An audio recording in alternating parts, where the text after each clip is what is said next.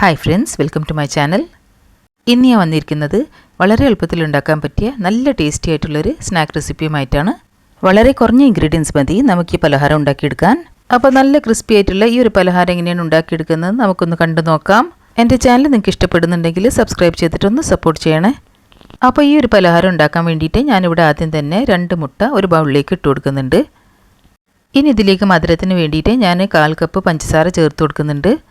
ഇനി നമുക്കൊരു വിസ്ക് വെച്ചിട്ട് ഇതെല്ലാം നന്നായിട്ടൊന്ന് മിക്സ് ചെയ്തിട്ടെടുക്കാം. സാധാരണ രീതിയിൽ നമുക്കിതൊന്ന് മിക്സ് ചെയ്തിട്ടെടുത്താൽ മതി. വല്ലാണ്ട് അങ്ങോട്ട് ബീറ്റ് ചെയ്തെടുക്കേണ്ട ആവശ്യമൊന്നുമില്ല. പഞ്ചസാര ഒന്ന് അലിഞ്ഞ് കിട്ടുന്നവരെ മാത്രം നമുക്കിതൊന്ന് മിക്സ് ചെയ്തിട്ടെടുത്താൽ മതി. നിങ്ങൾക്ക് വേണമെങ്കിൽ ഇതിൽ പൊടിച്ച പഞ്ചസാര ചേർത്ത് കൊടുക്കാം. അപ്പോൾ അങ്ങനെ ആകുമ്പോൾ പഞ്ചസാര പെട്ടെന്ന് തന്നെ അലിഞ്ഞ് കിട്ടും. ഇപ്പോൾ ഇതാ ഞാനിതിവിടെ നന്നായിട്ട് മിക്സ് ചെയ്ത് കഴിഞ്ഞിട്ടുണ്ട്. പഞ്ചസാരയൊക്കെ നന്നായിട്ട് അലിഞ്ഞ് കിട്ടിയിട്ടുണ്ട്. അപ്പം ഇനി നമുക്ക് ഇതിലേക്ക് ഫ്ലേവറിന് വേണ്ടിയിട്ട് 1/2 ടീസ്പൂൺ ഏലക്കപ്പൊടി ചേർത്ത് കൊടുക്കാം. വീണ്ടും ഇതെല്ലാം നന്നായിട്ടൊന്ന് മിക്സ് ചെയ്തിട്ടെടുക്കാം. ഇപ്പോൾ ഇവിടെ ഇതെല്ലാം നന്നായിട്ട് മിക്സായി കിട്ടിയിട്ടുണ്ട്. ഇനി നമുക്കിതിലേക്ക് 1 കപ്പ് റവ ചേർത്ത് കൊടുക്കാം. റവ വറുത്തതോ വറുക്കാത്തതോ നിങ്ങൾക്ക് ഏത് വേണമെങ്കിലും യൂസ് ചെയ്യാം. ഞാനിവിടെ വറുക്കാത്ത റവയാണ് യൂസ് ചെയ്യുന്നത്. നമുക്ക് റവ കുറച്ചായിട്ട് വേണം ഇതിലേക്ക് ചേർത്ത് കൊടുത്തിട്ട് മിക്സ് ചെയ്തിട്ടെടുക്കാൻ.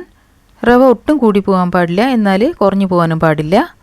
ഇപ്പം ഞാൻ പകുതി റവ ഇതിലേക്ക് ചേർത്ത് കൊടുത്തിട്ട് നന്നായിട്ടൊന്ന് മിക്സ് ചെയ്തിട്ട് എടുക്കുന്നുണ്ട്.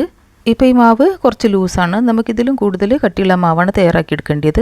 മാവ് എണ്ണയിലേക്ക് നുള്ളിയിട്ടിട്ടാണ് നമ്മൾ പൊരിച്ചെടുക്കുന്നത്. അത് കാരണം മാവ് അത്യാവശ്യം കട്ടി തന്നെ വേണം. ഇനി നമുക്കിതിലേക്ക് ബാക്കിയുള്ള റവയും കൂടി ചേർത്ത് കൊടുക്കാം. വീണ്ടും നന്നായിട്ട് ഇതെല്ലാം ഒന്ന് മിക്സ് ചെയ്തിട്ടെടുക്കാം. ഞാനിപ്പോൾ ഇവിടെ 2 മുട്ടയിലേക്ക് 1 കപ്പ് റവയാണ് എടുത്തിട്ടുള്ളത്. നമുക്ക് ഈ മാവ് റെസ്റ്റ് ചെയ്യാൻ വെക്കേണ്ട ആവശ്യമില്ല. മിക്സ് ചെയ്ത ഉടനെ തന്നെ നമുക്കിത് പൊരിച്ചെടുക്കാൻ തുടങ്ങാം.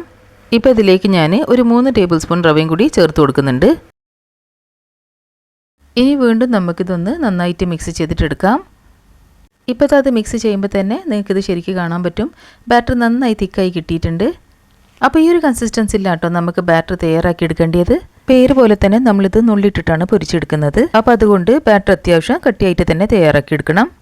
അപ്പോൾ നമ്മുടെ ബാറ്റർ ഇവിടെ തയ്യാറായിട്ടുണ്ട്. ഈ ഒരു കൺസിസ്റ്റൻസിയാണ് നമുക്ക് ആവശ്യം. അപ്പോൾ ഇനി നമുക്കിത് പൊരിച്ചെടുക്കാൻ തുടങ്ങാം. അപ്പോൾ അതിനായിട്ട് ഞാനിവിടെ ഒരു ചീനച്ചട്ടിയിൽ കുറച്ച് എണ്ണ ചൂടാക്കി എടുത്തിട്ടുണ്ട്.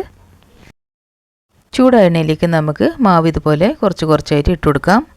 തീ ഒട്ടും കൂട്ടി വെക്കാതെ ലോ ഫ്ലെയിമിൽ വെച്ചിട്ട് വേണം നമുക്കിത് പൊരിച്ചെടുക്കാൻ. തീ കൂട്ടി വെച്ചതാണെങ്കിൽ ഇത് പെട്ടെന്ന് തന്നെ കരിഞ്ഞു പോകാൻ ചാൻസ് ഉണ്ട്. അധിക സമയമൊന്നും എടുക്കില്ല. റവ മുട്ടയായതുകൊണ്ട് ഇത് പെട്ടെന്ന് തന്നെ പൊരിഞ്ഞു കിട്ടും. വൈകുന്നേരത്തെ ചായക്കൊക്കെ പെട്ടെന്ന് റെഡിയാക്കാൻ പറ്റിയ നല്ല ടേസ്റ്റി ആയിട്ടുള്ളൊരു പലഹാരം തന്നെയാണിത്. ഇനി നമുക്ക് ഇടയ്ക്കിടയ്ക്ക് ഇതുപോലെ ഒന്ന് ഇളക്കി കൊടുക്കാം. എന്നാലേ ഇത് എല്ലാ ഭാഗത്തും ഒരുപോലെ ഫ്രൈ ആയി കിട്ടുള്ളൂ. ഒരു 2 മിനിറ്റ് കഴിഞ്ഞാൽ തന്നെ ഇതിൻ്റെ കളറൊക്കെ ചേഞ്ചായി വരാൻ തുടങ്ങും. ഇപ്പം കണ്ടില്ലേ, ഇതിൻ്റെ കളറൊക്കെ ചേഞ്ചായി വന്നിട്ടുണ്ട്.